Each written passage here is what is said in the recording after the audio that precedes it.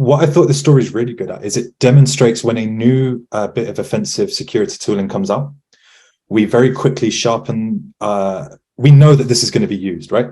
And so we sharpen our swords ready, right? Get the detections ready, push it into the EDR, and then 2 months later, bang, it's first used in the wild and we catch it. I love the story. I'm going to take us through it. So far, there's loads of animations for this, so I'll be nudging you as we go along. So if you go to the next one, please. This is what I get for holding you hostage. It is very good at holding me hostage, right? So just one nudge, please. Thank you. Right. So on the 27th of October, a very fine gentleman from, I believe, Orange Cyber releases a bit of offensive security tool. And this bit of adversarial tooling essentially allows a threat actor to impersonate another user on a Windows machine. I don't want to get too deep into the weaves on the offensive tooling because it's naughty and they're not supposed to do it. However, it is quite cool that it essentially allows you to escalate your privileges. From an EDR point of view, these can sometimes be quite difficult to detect because remember, these are legitimate things built into a Windows machine. So when we are looking at these kind of things, our immediate thing is, well, what are they doing to make this work? So Topher, if you wouldn't mind nudging it again. We go and look at the code, right? We're made up of hackers. We're made up of shady people who are employed by the good people, so we're not that shady. And so we pull apart this script. And what we're doing here is we're saying, right, what bits of this can we take the DNA from, hammer out a detector, and push into our EDR, right? Because we're not, yes, there's a time and place to do machine learning and behavior analytics for just looking at abnormalities. But in other instances, it makes far more sense to be like, well, what can we learn from the code? We've got it, it's there. And so that's what we did. And Topher, if you nudge the next one, please. We went and tested it, right? So we went and took a look and we said, how can we work out what the offensive security side of this looks like? So on the left, that's what you can see. That's me running a Kali Linux instance, just deploying this tooling. And then on the right, we've got one of our lab environments and we're just constantly studying, what does this do? Because the last thing that I want to do is create a detector that my colleague in Australia has to deal with, right? They need detectors that are refined. They need detectors that more often than not are giving true positives. And if they are a false positive, hey, let's lower the severity. Let's add some contextual warnings to the analyst saying, in some instances, this isn't going to be overtly malicious. Topher, you look like you're about to ask me something. No, perfect. Because I speak very fast and I don't like when Topher gets upset with me. So we practiced the detector. We kept hammering it out. And so then once we've hammered it out, so I did this bit and I hammered it over I passed it over to the detection engineering team. And so the detection engineering team at Huntress are pretty cool people. They are made up of just incredible people. We've got people who do like system level driver engineering. We've got people who do serious reverse malware engineering. So Matthew Brennan, you can follow him on Twitter. I'll share his link at some point. We've one dude used to work on a nuclear submarine, which of course then ties right into doing detectors. They're just a cool bunch of people. So we put that out and we said, hey, we think this is going to be big. So we saw that on the 27th of October. And so if you go to the next slide and another one, please. So on the 27th of October, we say, hey, do you mind? Actually, Dray, before we go on with the story, since you were just talking about detectors, see, this is why I get to hold you hostage. Can you talk about, though, how good detectors will also detect unrelated activity, right? So even if the tactic changes slightly, or I guess really the procedure, if you want to get technical, right? You know, that the detector will still fire. Well, so do you know what's funny? This story actually fleshes that out a bit because what you just said there is interesting. When we design detectors, we are not doing it from an IOC base, right? So our aim isn't to say, okay, if an adversary calls it Mimikatz, let's just fire a Mimikatz. We're looking for the behaviors. We're looking for the other cascading impact some adversarial activity has. So our detectors, just like you said, they're trying to look for a breadth of tactics, techniques, and procedures. TTPs is what MITRE kind of aligns things to. That's what we do internally. So our detectors, sometimes something, you know, a spade's a spade, it's going to be malicious. And we can flag it up and say, hey, this is definitely user enumeration. This is definitely credential stealing. We've got other detectors when things just can't be that sure. That still bubble up to analysts, but our aim is to always make sure that we're never sending you a false positive. And so to do that, we try to make sure that analysts themselves don't get many false positives with our detectors. Right. And since we do detect on behaviors and not exactly, you know, specific strings or activity. And of course, there's time and place for both, right? You know, can you talk about how the potential of catching a 0 day is improved if you're actually like detecting on Cool. behaviors. So this is interesting, and and we can talk about this as well in Q&A and stuff like that. So we had a recent instance with the Go Anywhere 0 day. If you've not heard about that one, I'm sure Topher and I can quickly get the article that we've put out on it. So essentially, it was a 0 day that no one, or we didn't know about at least, but we were still seeing this, right? So I was in a call with some other people, and we're observing that the Go Anywhere service account is just doing suspicious stuff. So we were like, okay, isolate. We were like, but how are we even picking this up, right? And it was because we were picking up the post-exploitation phase of an adversary's operation. So threat actors are interesting, but they're not that creative. So they will copy one another's TTPs, but they'll also tend to do the same things once they gain access. What's the name of the domain? What's their permission? What time is it? They often look at what does the keyboard use? Because if the keyboard is Cyrillic, they may be like, oh, this is a friendly, we shouldn't ransom this machine, but I'm not here to comment on geopolitics. So once you pick up those kind of behaviors, actually, maybe you don't need to catch a 0 day overnight. You just need to catch what they'll do once they're in, which is a very interesting conversation about what an EDR and what a security solution is trying to do. Because if they promise you that they're going to catch every 0 day, it's like, well, how? Like, what are you doing to catch that? Because if you promise to catch post-exploitation, I'll believe you that little bit more. Excellent. Thank you. Well, I'll let you get back to your story because it's definitely a good one. So, yeah, so the 27th of October, this bit of adversarial tooling comes out. And less than 5 days later, we've got this detector pushed into prod, right? So we've pushed it into production. So if you wouldn't mind, Topher, go into the next bit. Yep, so my colleague Matthew Brennan's like, yeah, man, we've got it. And it's picked up in testing. Great. So not yet used in the wild, not yet used by adversaries. Huntress have observed a new bit of tooling. We aren't going to wait to find out if this is going to go bad. We're already getting ready, right? So we're having conversations internally. We're pushing this out. And these are the kind of conversations we have, by the way. We say, what's the likelihood?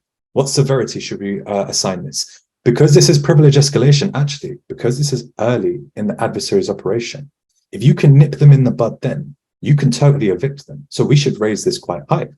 And then the next slide is something that I really love. So Topher, if you wouldn't mind. So what you're looking at there is on the, let me get the exact date. So if we, so this bit of tooling comes out 27th of October. 31st of October, we've got the detectors, we've prepared for it. On the 20th of December, a little Christmas present, a threat actor comes on the network and they deploy the impersonate tooling, the very tooling that we prepared 2 months prior for. But there's something even more interesting that's relevant to what Topher just said. So on the screen you're looking at an extract where you're looking at our EDR page, and it looks pretty similar to you guys, how it does to us, because we like to have a similarity, right? And Topher can correct me where I'm wrong. So if you look at the top in red, we've got impersonate. So that's what we prepared for the 2 months prior. But if you look a little bit further down, it's catching some other stuff. And this is exactly what Topher was talking about.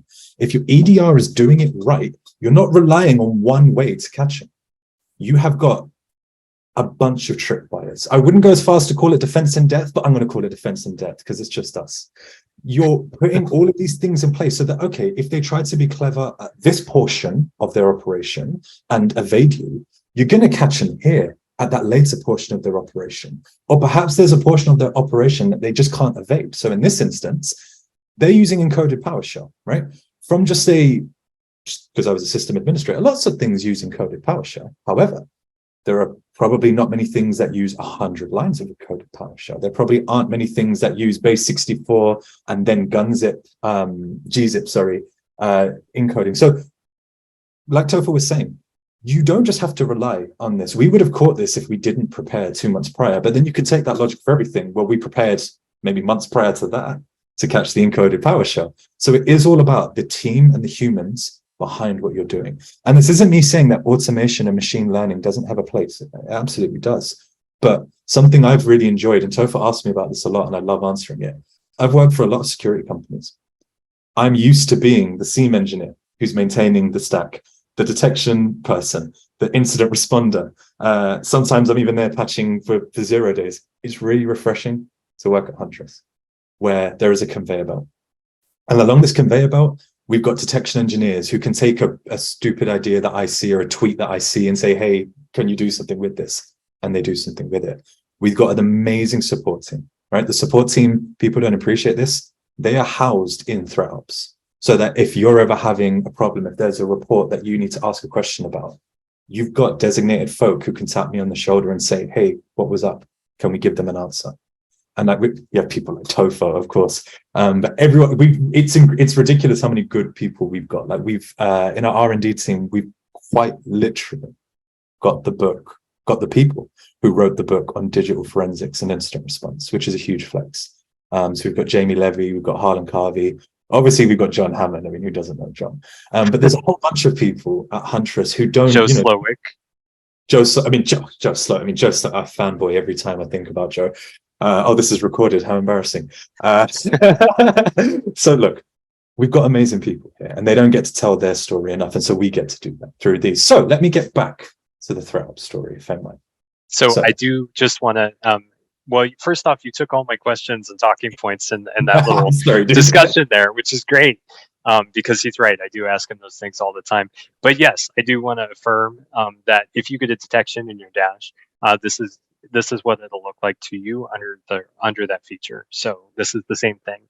But as Dray pointed out, right, we have analysts that are looking at this sort of stuff all day long, and so they understand, what they're looking at, and they don't have to go searching and kind of dig out like a deeper understanding.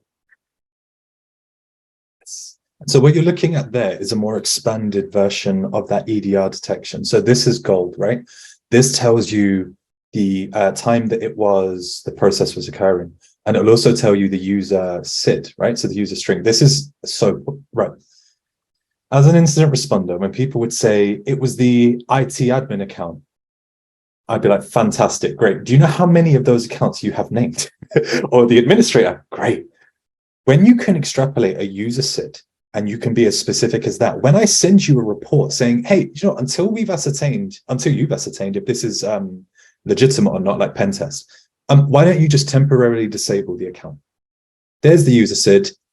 You could do it with PowerShell, you could do it whichever way, but like having these specifics at this level of the EDR makes it really easy for a ThreatOps analyst to lift and shift and make sure that you're getting those specifics. When I say to you, hey, it was happening at this time of day, you can very quickly say to your colleague, hey, were we doing security testing? And they go, at 11 o'clock. And then you go, yep, great, case solved. Vague reports are the bane of my life. I do not allow them to be sent.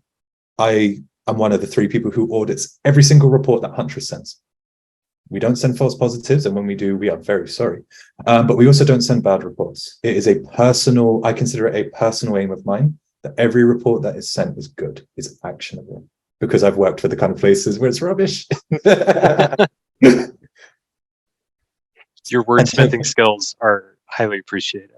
Thank you. And Topher, like if folk have reports that are rejected, I love that we can talk about times when people say, hey, this is a false positive, Huntress, what are you talking about? And when we get to go back and say, actually, we're not wrong. Yes. It's one of my favorite things is to look out for those rejections. Yeah, as you know. Some security vendors are like, oh, okay, we don't even look at when you reply to us, so don't worry about it. But I like that we come back to it, and we are running out of time, so I better be quicker. Right, so in this particular case, I raised the flag internally, and I said, hey, here are the deets. Here's what's happening, and you can see that with the little Slack. If you notice, there's a little burning emote. That's kind of my signature. It was my signature. I've now changed to the screaming goose.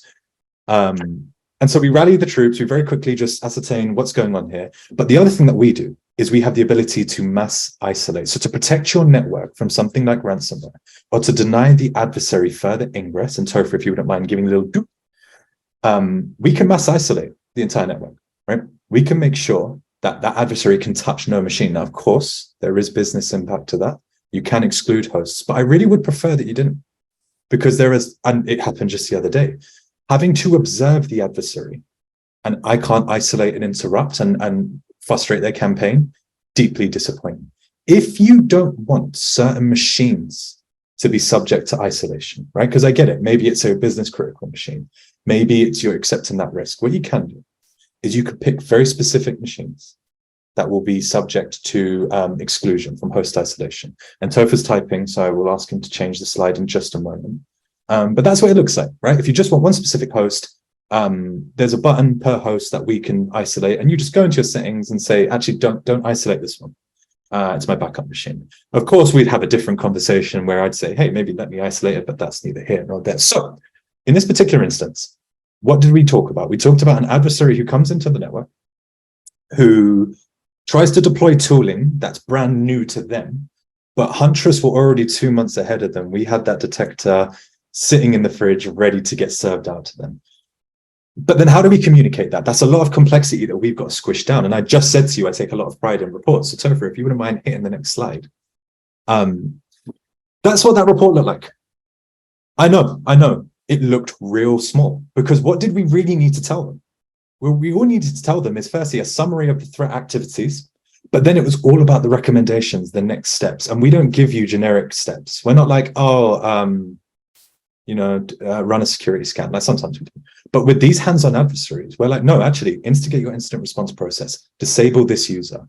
We've seen this IPv4 in use. Why don't you take a look and see if that's come through your firewall or if it's your VPN? And if you go to the next slide, that one, we can sometimes, when it's really complex, we break it down in whatever style we think is going to help the reader. So in this particular instance, what you're looking at there is a MITRE attacked version of a report. Now, we sent this out IRL, but this is when it's like, whoa, this is a seriously advanced threat actor. And the thing that I love the most is being able to send you a report that you can send to other people, that our reports are so readable, so approachable, so actionable, that you don't need to try to be like, oh, shoot, okay, well, my network engineering colleague who needs to bring the network down won't understand this. No, they're going to be able to read this and they're going to be able to take action. Huge pride point for me. And we don't, we're hugely transparent. Actually, I'm getting ahead of myself. Because that's the next slide. But Topher may want to hold me hostage. No, I think in the interest of time, I'm going to let you go. Oh, okay, I've also cool. been trying to, you've been helping there. Right. So we have wrong slide, dude. Does it go to your Twitter? I didn't know it actually went to your Twitter. Yeah, don't click. It shouldn't. It should just show the slide, dude. No, it links to your Twitter. Oh, how annoying is that? Right. So it's okay. I've got the animation working. Go on. We have a huge bias to share. Okay. I probably share a bunch of stuff that I'm not supposed to, but no one can tell me off. I'm unstoppable at this point. So if you want, follow my Twitter or follow anyone at Huntress's Twitter. We are constantly sharing. We are usually 2 or 3 days ahead of a lot of other security vendors when it comes to new mutations in malware.